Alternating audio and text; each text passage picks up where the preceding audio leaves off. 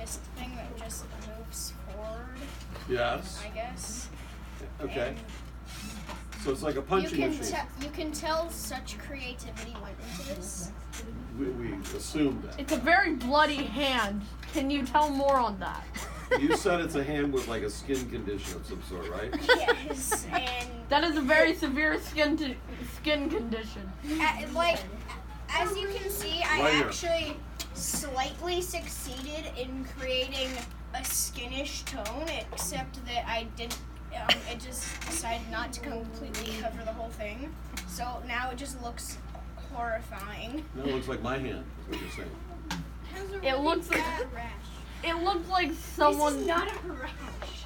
It looks like someone literally just their fist went through someone else's stomach and all of what was in it. Now, is this simple enough that anybody could be trained to use it?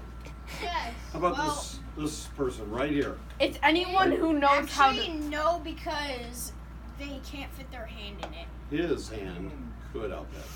You want to try? Can he try it? Yeah. We love interactive exhibits where everybody gets to kind of try them. All right, here we go. Put your hand in. Now you got to show him how he activates. The interaction in my exhibit is No, popcorn. this way. That's pretty Eat it good. or not.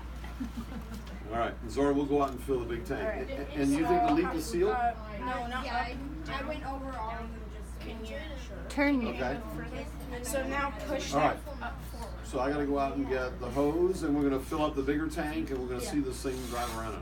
Wow. Wow. Did that give you a sense of power? Oh God. This is an anti-bully device, is probably what it is. Anti-bully. Is the video and the movie and this in the same class? Yes. Okay. They're all in the electronics PBL. Yep. So, and in here that you can do anything. You can do music, you can do videos, whatever that you want that's kind of broadly construed as digital media, digital arts type thing.